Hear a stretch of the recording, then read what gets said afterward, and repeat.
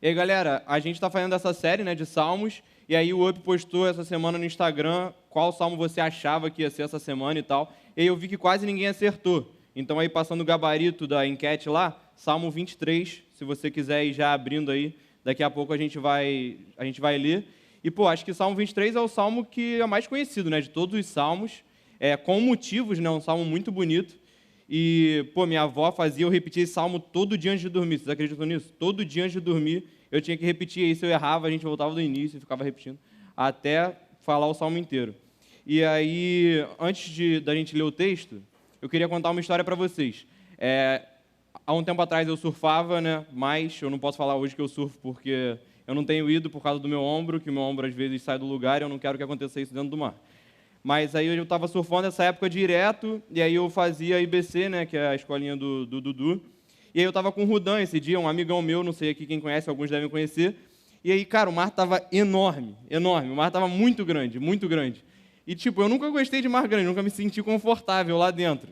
Mas aí, enfim, a gente estava treinando, entramos no mar gigantesco. E aí, para quem já foi na IBC, ou para quem ainda vai, quando você está gostando do mar, quando o Dudu fala assim, atrás, pô, você fica feliz da vida, que você sabe que vai vir aquela onda que você estava esperando. Só que quando você está um pouco inseguro, cara, quando ele fala atrás, esquece, está vindo alguma coisa, tipo assim, nada agradável ali a seguir. E aí a gente, pô, nesse dia, o mar gigantesco, a gente olhou para trás, assim, estava vindo uma onda imensa, imensa. A gente começou a remar, remar, remar, remar. Só que quando a gente foi remando, a gente foi vendo que a onda estava chegando, assim, cada vez mais perto e não quebrava. Aí a gente, pô, tranquilo, paramos de remar, assim, ó, tranquilo. Cara, quando passou aquela onda, tinha uma quase dobro do tamanho, assim, gigantesca atrás, lá já quebrando, assim. E, pô, você surfando, você não vai querer soltar sua prancha. Primeiro que não é bom você soltar a prancha. Segundo que é ridículo. As pessoas veem que você soltou a prancha para furar a onda, você não quer passar aquela cena ali. E aí, cara, a gente se olhou assim e eu falei, cara, vou ter que soltar, não dá. Aí eu soltei a prancha, mergulhei. E aí, cara, quando a onda passou, geralmente, pô, pode ser uma onda desse tamanho. Se você soltar a prancha, a onda vai puxar, né, o strap, e aí você vai sentir aquele tranco ali no braço, às vezes até machuca e tal. E aí, cara, quando a onda passou, eu não senti nada. Eu falei, pô, livramento de Deus, né, cara? Pô, beleza. Aí levantei e fui pegar a prancha de novo, cadê a prancha? Aí tava só metade do strap assim para fora, a prancha já lá quase na areia. Aí eu olhei para Rudan assim, desesperado, falei, cara, não sei o que eu faço. Aí ele, cara, eu não tô achando minha prancha. Aí quando ele olhou o strap dele igualzinho o meu e as duas pranchas lá quase chegando na areia. Só que o Rudan, ele era um pouco maluco, ele gostava dessas situações assim, ele gostava do mar assim e tal. Só que, cara, nesse dia eu me desesperei. Falei, cara, ferrou, não sei o que eu vou fazer. Porque se eu tô com a prancha ali, se vem uma onda dessa, por exemplo, de último caso eu desço reto naquela onda ali e até onde ela for eu vou junto com ela. Mas ali sem prancha eu fiquei desesperado e tal. Graças a Deus, né, no final das contas a gente conseguiu sair rápido e tal. Foi bem tranquilo. Logo depois assim, o mar deu uma acalmada e tal, a gente conseguiu ir nadando, pegar uma onda assim de peito e sair. Mas por que eu queria falar disso com vocês? Porque nesse texto que a gente vai ver que Deus está sempre no controle da situação, mesmo quando a gente acha que Ele não está. Então, tipo assim, várias vezes, por exemplo, nesse dia, Deus estava no controle da situação. E eu consegui sair. Podia acontecer de eu estar lá, eu morrer lá dentro, e Deus ia continuar no controle da situação. É isso que a gente vai ver aqui hoje. Então, independente do que aconteça, independente do que pareça para a gente, Deus está sempre no controle de tudo. E aí, antes da gente ler, né, eu estava conversando com o Cláudio essa semana, ele me lembrou de uma coisa que, graças a Deus, eu não vejo há uns 5, 6 anos, que é o Enem, cara. O Enem está chegando essa semana, que é outra coisa desagradável, outra coisa que você acha assim, que você não tem controle. Alguém vai fazer Enem aí? Pô, poucas pessoas até. Pô, mas Deus ajude vocês. Espero que vocês tenham estudado, espero que vocês tenham se dedicado. Mas, cara, falando sobre o Salmo, né, diretamente, a gente não tem muita informação assim sobre quando esse Salmo foi escrito, ou se tinha algum evento que estava acontecendo quando esse Salmo foi escrito, mas a gente sabe que ele foi escrito por Davi. E aí esse Salmo, Davi compara Deus a um pastor e nos compara a ovelhas, né? E Davi foi pastor de ovelhas. E aí a gente vai ver que Davi sabe muito bem assim quando um pastor ele está fazendo aquele trabalho de forma correta, de forma excelente mesmo. E aí Davi, quando ele estava conversando com Saul, quando estava aquela situação de Golias, né, antes de Davi lutar com Golias e tal, e aí Davi fala assim, cara, eu nunca lutei nem nada e tal, mas eu sou pastor de ovelhas e se chega algum urso para atacar a minha ovelha, eu luto com aquele urso e mato aquele urso. Se chega um leão para atacar a minha ovelha, eu luto com aquele leão e mato aquele leão. E, cara, sendo sincero, se eu fosse pastor de ovelha, com todo respeito às ovelhas, eu não sei aqui quem gosta ou tem ovelhas, mas, pô, se chega um leão na minha frente e vai atacar minha ovelha, eu vou, pô, que Deus a tenha, né? Tipo, ela era boa ovelha, gostava da ovelha, mas, pô, não vou fazer nada, cara. Pô, tem um leão aqui. E aí, cara, a gente vai ver que, pô, um bom pastor, ele literalmente dá a vida dele pelas ovelhas. A gente pode não ter essa dimensão aqui, porque isso não faz parte da nossa cultura, né? Mas nessa época que esse texto foi escrito, cara, isso é muito bizarro. Você realmente tinha que dar a tua vida para que o teu trabalho fosse feito de forma efetiva mesmo, de forma excelente. E aí eu queria ver... Vocês já abriram o texto aí? Já está todo mundo aí? Vamos ler então? Salmo 23. O Senhor é meu pastor, de nada terei falta. Em verdes pastagens me faz repousar e me conduz a águas tranquilas. Restaura-me o vigor. Guia-me na vereda da justiça por amor do seu nome. Mesmo quando eu andar por um vale de trevas e morte, não temerei perigo algum, pois tu estás comigo. A tua vara e o teu cajado me protegem. Preparas um banquete para mim à vista dos meus inimigos. Tu me honra, ungindo a minha cabeça com óleo e fazendo transbordar o meu cálice. Sei que a bondade e a fidelidade me acompanharão todos os dias da minha vida e voltarei à casa do Senhor enquanto eu viver. Amém. Cara, esse texto é bonito demais e a gente aprende muita coisa com esse texto. Mas eu separei assim a principal lição para depois a gente separar ela em três. Assim. Eu acho que a principal lição que esse texto traz para a gente é que Deus se importa com a gente e Ele tem toda a nossa vida no controle dele. E Ele se importa com isso. Então, não basta Ele ter tudo no controle dele. Né? Ele, além de tudo, ele está preocupado com o que a gente está vivendo. E aí, eu separei, com base nisso, 3 lições para a gente aqui hoje. A primeira delas é que nós somos ovelhas do mais excelente pastor. Aí, no verso 1, 2 e 3, ele fala assim: o Senhor é o meu pastor, de nada terei falta. Em verdes pastagens me faz repousar e me conduz a águas tranquilas. Restaura-me o vigor. Guia-me na vereda da justiça, por amor do seu nome. Cara, o Senhor é o nosso pastor. E a consequência disso é que a gente não vai ter falta de nada. E aí o que o salmista está querendo dizer aqui não é que Jesus vai te dar tudo que você quiser. É que tudo que você precisa, Deus vai te dar. Isso significa literalmente que o que você não tem hoje, você não precisa. Você pode vir a precisar algum dia e aí Deus vai te dar. Isso também não significa que tudo que Deus te dá, você precisa. Porque, pô, às vezes a gente tem um carro, aí bateu o carro, meu Deus. Pô, se Deus me deu é porque eu precisava. Não tem nada a ver. Mas tudo que a gente precisa, Deus dá a gente. E aí ele mostra isso no segundo versículo, olha só. Em verdes pastagens me faz repousar e me conduz a águas tranquilas. Cara, ele não está falando aqui que Deus deu um boné para a ovelha, que o pastor deu um boné para a ovelha, que o pastor deu uma namorada para a ovelha, que o pastor deu, sei lá, um carro para a ovelha. Ele está falando que leva a ovelha em verdes pastagens e conduz ela a águas tranquilas. Ou seja, tudo que a gente precisa, Deus vai dar a gente em fartura. Ele não vai dar pouca segurança para a gente. Ele não vai dar um amor raso para a gente. Quando ele fala que verdes pastagens, cara, é um campo assim imenso para aquela ovelha, entendeu? Então, tipo assim, se você precisa disso, pode ter certeza que, cara, Deus vai ser uma fonte inesgotável dessa coisa que você precisa. Se seja segurança, seja amor, seja justiça, Deus vai te dar isso de forma assim incomparável.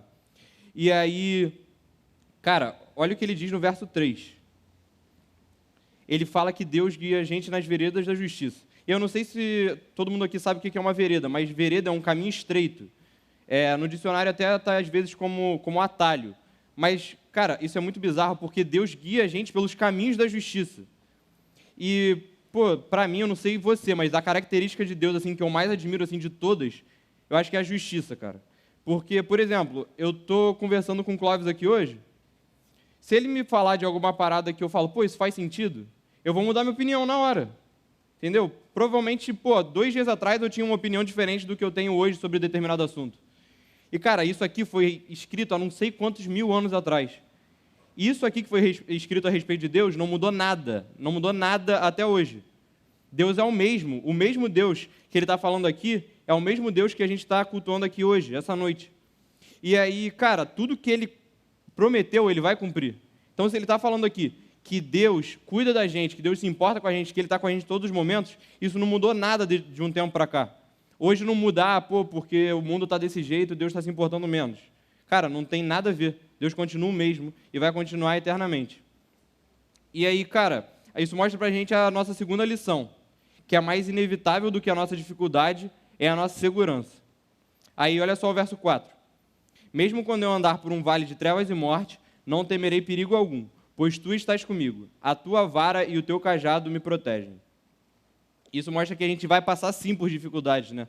Tem até outras traduções, né, que falam, ainda que eu ande, e aí dá a impressão pra gente que, pode ser que um dia eu passe por uma dificuldade, vai que um dia eu passe, mas não, o que o texto está dizendo é, mesmo quando a gente andar, ou seja, mesmo que a gente passe por esses momentos, Deus vai estar com a gente.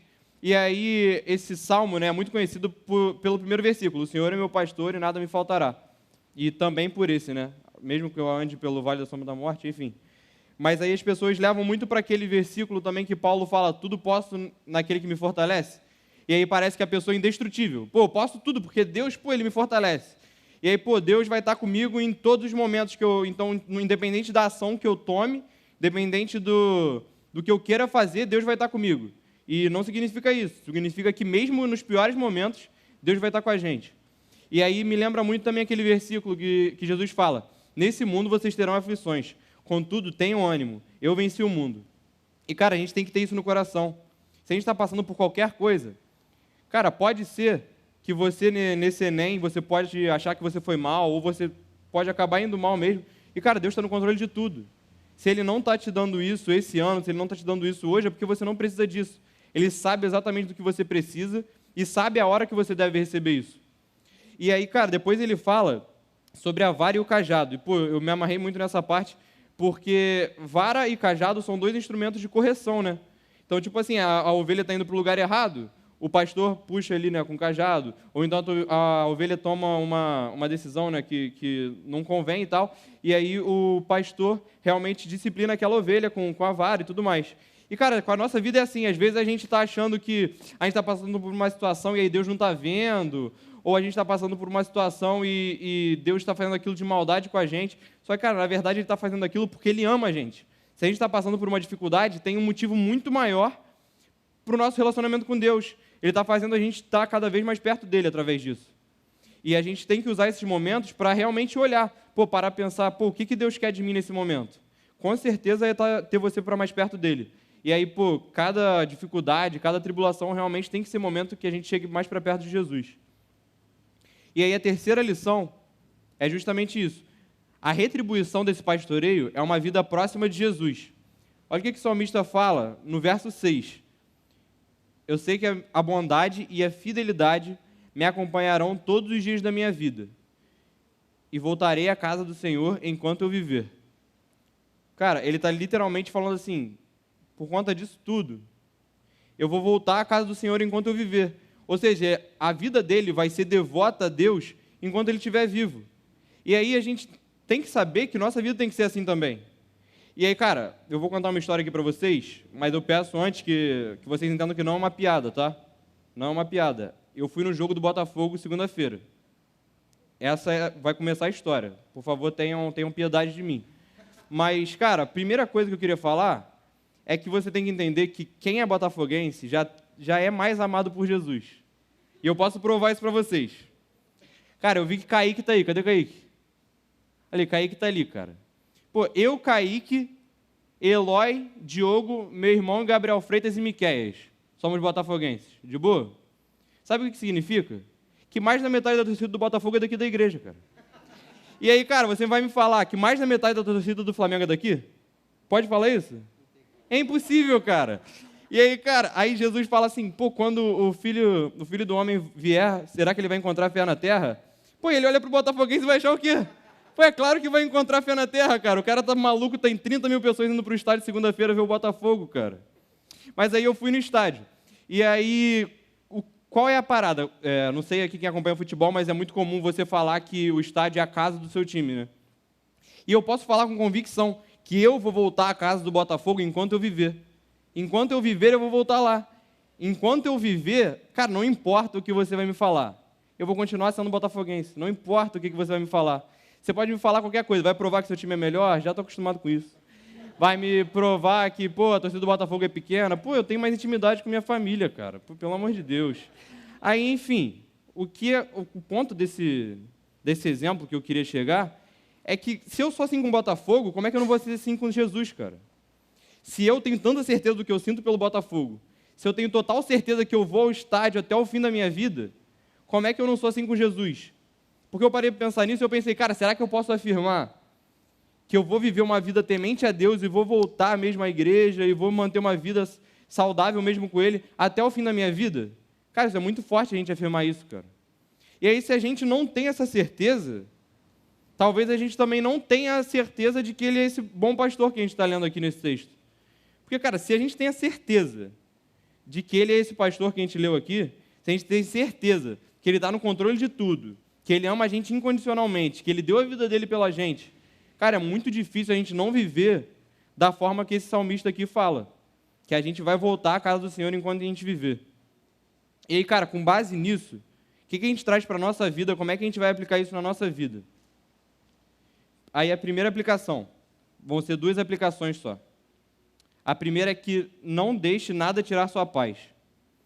Jesus, ele sabe das nossas aflições, ele conhece e ele até entende, cara. Ele mais do que conhece, ele entende essas nossas aflições. Ele sabe do nosso coração, ele sabe por tudo que a gente passa. Só que a gente não pode deixar isso tirar a nossa paz, porque se a gente sabe que ele está no controle de tudo, a paz dele tem que estar com a gente. E aí isso me lembra Filipenses, capítulo 4, né? Paulo diz assim para os filipenses: não andem ansiosos por coisa alguma, mas em tudo, pela oração e súplicas e com ação de graças, apresentem seus pedidos a Deus. E a paz de Deus, que excede todo entendimento, guardará os seus corações e as suas mentes em Cristo Jesus. Cara, isso é muito maneiro, porque Paulo mostra aqui realmente o passo a passo disso. Para a gente ter essa paz aqui, olha o que ele fala no início. Mas em tudo, pela oração e súplicas e com ações de graça, apresentem seus pedidos a Deus. E a paz de Deus, que excede todo entendimento, etc., guardará os corações de vocês. Então, cara, para a gente ter essa paz, a gente tem que buscar a Deus todos os dias. A gente tem que falar para Ele sobre nossas dificuldades, a gente tem que falar para Ele sobre as nossas preocupações. Porque, cara, se a gente vive como se a gente não precisasse falar isso para Ele, ou se a gente escondesse isso dele, eu não consigo, por exemplo, se eu quiser uma água aqui e fosse pedir para alguém pegar uma água. Ninguém ia pegar essa água se eu não pedisse essa água, entendeu? E óbvio, Deus conhece e Ele sabe que, por exemplo, eu tenho essas aflições, eu tenho essas preocupações. Só que Ele quer ouvir da gente. Ele quer ouvir da gente essas preocupações, Ele quer que a gente realmente deposite a nossa esperança nele. E aí, mais uma vez, né, a gente lembra que tudo que a gente precisa, a gente tem em fartura em Jesus. Então, isso é mais do que o suficiente para a gente realmente viver em paz, não deixar os medos dominarem a gente. E, segunda aplicação é que a gente deve ser uma boa ovelha desse bom pastor. Nossa vida tem que ser coerente a esse pastoreio. Jesus, em João capítulo 14, diz assim: se vocês me amam, obedecerão aos meus mandamentos. E aí, cara, mais uma vez, né, falando sobre o pastor. Se o pastor está vendo aquela ovelha indo por um lugar errado, se ele está vendo que aquela ovelha não está na direção certa, ele vai trazer essa ovelha para perto dele. Só que a gente, por ser humano, né, se a gente ouve a voz de Deus, a gente tem 2 opções: ou voltar para o caminho que a gente sabe que é o certo, ou continuar no caminho errado. E às vezes, né, claro, Deus sabendo de tudo, às vezes Ele pode sim, quando Ele quiser, puxar a gente para perto. Só que, para a gente ser uma boa ovelha, a gente tem que ser obediente, cara. Então, se a gente sabe qual é o caminho que Deus quer, se a gente sabe qual é a vontade dEle para a nossa vida, a gente tem que seguir essa vontade. E aí sim a gente vai ser feliz de verdade, aí sim a gente vai ser tranquilo, a gente não vai ter realmente deixar as preocupações dominar a gente. Porque se a gente vai por lugares que Ele não quer, ou se a gente toma decisões que não agradam a Ele, cara, isso acaba zoando a nossa vida toda com Ele, assim. A gente deixa de querer confessar pecado, a gente deixa de querer estar aqui no meio dos nossos irmãos, a gente deixa de querer fazer a nossa devocional. Então, cara, a gente precisa seguir a vontade de Deus. E, cara, se você não souber a vontade de Deus, busca ainda mais a Ele, porque Ele vai te falar. Ele não vai deixar que você siga a sua vida assim, realmente no escuro. Ele com certeza vai te falar a vontade dele. Mesmo que às vezes a gente não queira ouvir, né? Mesmo que pareça que a vontade dele não vai ser boa pra gente, mas sempre é. E aí, pô, quantas vezes a gente não vai para um lugar e aí bota no GPS, né? A gente olha assim o GPS e fala, pô, não tá indo para um lugar maneiro não. Eu vou pelo lugar que eu já sei ir e tal. Porque, cara, a gente sabe chegar naquele lugar. Então a gente não vai pegar um atalho, a gente não vai pegar ali uma rota mais rápida, porque sabe que às vezes aquele lugar é perigoso, aquele lugar ali não é maneiro de passar. E, cara, Deus sabe de tudo. Aí ele vê às vezes a gente, pô, lá, tá querendo ir pela rota mais rápida, não sabe o que vai acontecer. E a gente achando que, pô, tá tranquilão. Então, cara, pensa nisso assim. Se Deus tá te falando alguma coisa, pode ter certeza que esse vai ser o melhor caminho, mesmo que na hora não pareça, futuramente você vai ver muitas vezes isso. E aí, pô, eu lembro muito também da época, assim, que eu era adolescente, né? Pô, falando com o Clóvis, com o Fabrício, com o Felipe. Cara, eu cansei de ouvir, eu tenho certeza que vocês ouvem muito, até porque eu ouço ainda isso muito. Eu já passei por isso, cara, não faz isso. Eu já passei por isso, eu sei o que eu estou te falando. Depois você vai ver que eu estava falando sério com você. Pô, não vai por esse caminho e tal. E, cara, são pessoas tementes a Deus, mais velhas, que com certeza são usadas por Jesus para falar isso com a gente. Então, pô, se teu discipulador está te falando alguma coisa, se, pô, seu líder está te falando alguma coisa, seus pais estão te falando alguma coisa, e eles são tementes a Deus, cara, usa isso realmente como voz de Deus para falar com você. Tranquilo? E aí, pô, a conclusão que a gente chega é que devemos ser ovelhas que confiam no bom pastor, mesmo quando tudo parece estar fora de controle. Aí, lá no início, a gente viu a lição principal que esse texto nos mostra. Jesus é o bom pastor que cuida da gente, pô, de todo o coração dele, deu a própria vida pela nossa. E, cara, nada foge do controle dele. Então, pô, a nossa vida tem que ser toda realmente devota a ele, nossa vida tem que ser toda realmente baseada na Bíblia, baseada, pô, no amor de Deus e realmente levar para o mundo esse amor que ele mostrou para a gente. Amém? Jesus, muito obrigado por esse momento aqui, muito obrigado porque você realmente se manifestou aqui, você realmente tocou os nossos corações nessa noite, Pai. A gente pede para que realmente a gente viva uma vida que alegre o seu coração, uma vida que realmente não fuja dos seus caminhos, que realmente quando a gente veja que você está chamando a gente para outro caminho, que a gente siga imediatamente, porque a gente sabe que você quer o melhor para a nossa vida, você sabe o que é bom para a gente de verdade, e porque a gente realmente descansa em você. Tudo que a gente precisa você dá para a gente. Então, realmente, Jesus, a gente pede para que você esteja com a gente, Pai, o pessoal que vai fazer o Enem também, que você possa estar abençoando nesse final de semana, possa estar dando toda a tranquilidade, que eles possam estar fazendo uma boa prova, realmente que você possa estar honrando os estudos deles, Pai. É o que a gente pede, no seu nome, amém.